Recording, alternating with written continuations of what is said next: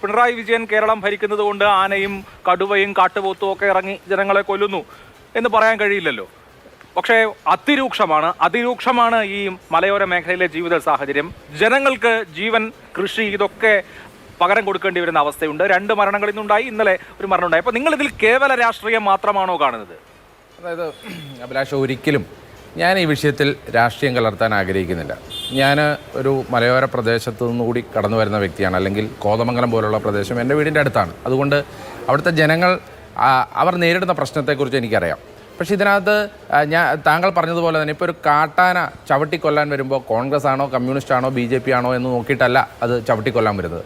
പക്ഷേ എന്തുകൊണ്ടാണ് നമ്മളിതിൽ സർക്കാരിൻ്റെ ഇടപെടൽ വേണമെന്ന് പറയുന്നത്? ഇപ്പോൾ ഉദാഹരണത്തിന് ഫെൻസിങ് വയ്ക്കാൻ രാഹുൽ ഗാന്ധിയും വേണ്ട, കേന്ദ്രവും വേണ്ട, കാട്ടാനയും വേണ്ട, നാട്ടുകാരും വേണ്ട, MLAയും വേണ്ട. അത് ശരിയായ രീതിയിൽ ഈ വകുപ്പ് ഒരു കൃത്യമായൊരു നിർദ്ദേശം കൊടുത്താൽ ഈ വനാതിർത്തികളിൽ ഫെൻസിങ് വെക്കാൻ സാധിക്കും. അത് വെച്ചിട്ടില്ല എന്നുള്ളതാണ് ആദ്യത്തെ പ്രശ്നം. രണ്ടാമത്തെ പ്രശ്നം, ഇപ്പോൾ ഇവിടെ ബഹുമാനപ്പെട്ട എനിക്ക് മുന്നേ സംസാരിച്ച പ്രതിനിധി പറഞ്ഞു കൃത്യമായ രീതിയിലുള്ള മുന്നറിയിപ്പ് കൊടുത്തില്ല. വയനാട്ടിൽ നമ്മൾ ഈ പരാതി കേട്ടു അഭിലാഷ്. അതായത് ഈ ആന ഇറങ്ങിയിട്ടുണ്ട് എന്നുള്ള മുന്നറിയിപ്പ് കൊടുക്കാത്തത് കാരണമാണ് ആ വഴിയിലേക്ക് ആളുകൾ പിന്നീട് വീണ്ടും പോയത്. അത് തന്നെയാണ് ഇന്ന് കൂരാച്ചുണ്ടിലും സംഭവിച്ചത്. അത് തന്നെയാണ് കേരളത്തിലെ പല ഭാഗങ്ങളിലും സംഭവിച്ചത്. അതിനി രാഹുൽ ഗാന്ധി വന്ന് അല്ലെങ്കിൽ കേന്ദ്രത്തിൽ നിന്ന് നിർദ്ദേശം വന്ന് നമ്മൾ ആരെങ്കിലും കൊണ്ട് കൊടുക്കാൻ പറ്റുമോ? കൃത്യമായി ആ വകുപ്പിന്റെ ഇടപെടൽ ഇല്ലാതിരുന്നു എന്നുള്ളതല്ലേ പ്രശ്നം. മൂന്നാമത്തെ പ്രശ്നം, ഇതിന് കൃത്യമായി നഷ്ടപരിഹാരം കൊടുക്കുന്നില്ല. ഈ നഷ്ടപരിഹാരം കൊടുക്കുന്നില്ല എന്നുള്ള വിഷയത്തിൽ സംസ്ഥാന സർക്കാരല്ലേ നിലപാടെടുക്കേണ്ടത്?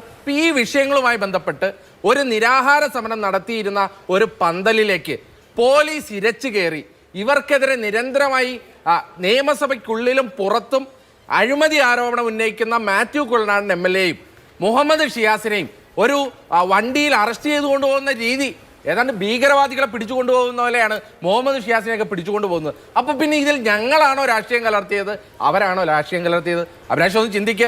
അല്ലെങ്കിൽ ഒരു കാര്യം അഭിലാഷ് പറ, എന്താ കേരളത്തിലെ പ്രശ്നം? കാട്ടാന കൊല്ലുന്നതാണോ പ്രശ്നം, അതെയോ മരപ്പട്ടി മുള്ളുന്നതാണോ പ്രശ്നം?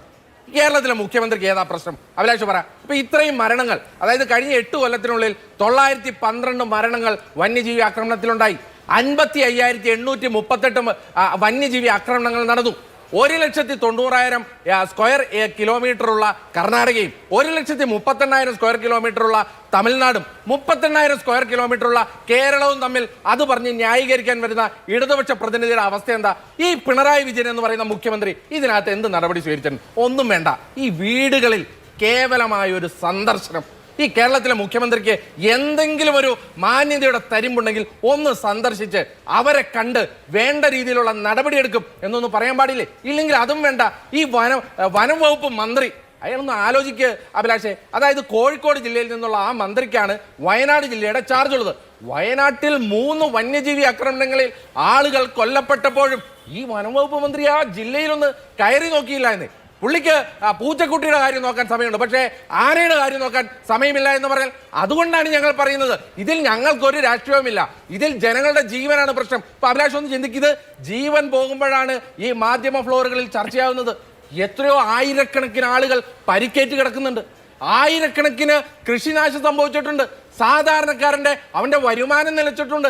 ഈ കേരളത്തിൽ വർദ്ധിച്ചു വരികയാണെന്നേ. അപ്പൊ ഇതിന് ഇത്രയധികം ഇമ്പോർട്ടന്റ് ആയിട്ടുള്ള പ്രാധാന്യമായിട്ടുള്ള ഒരു വിഷയത്തിൽ ഒരു നടപടിയും സ്വീകരിക്കാതെ മുഖ്യമന്ത്രിയുടെ ഒരു പ്രസ്താവന പോലും ഇല്ലാതിരിക്കുമ്പോൾ ഞങ്ങൾ സമരം ചെയ്യുകയല്ലാതെ പിന്നെ ഇവർക്ക് ഓശാന പാടി നിൽക്കണമെന്നാണോ ഈ ഇടതുപക്ഷത്തിന്റെ പ്രതിനിധികൾ പറയുന്നത്? അതിനെ രാഷ്ട്രീയമായി നേരിടാൻ ശ്രമിക്കുമ്പോൾ നിങ്ങളുടെ മുൻകാല വിരോധം വെച്ച് ഞങ്ങളുടെ MLAയും ഞങ്ങളുടെ DCC പ്രസിഡന്റിനെയും അങ്ങ് അറസ്റ്റ് ചെയ്ത് ഞങ്ങളെ ഈ സമരത്തിൽ നിന്ന് പിന്നോട്ട് കൊണ്ടുപോകാം എന്നാണ് നിങ്ങൾ വിചാരിക്കുന്നതെങ്കിൽ അതൊക്കെ AKG സെന്ററിൽ വെച്ചാൽ മതി. കേരളത്തിലെ ജനസമൂഹം അതൊന്നും അനുവദിച്ചു തരാൻ പോകുന്നില്ല. ശരി.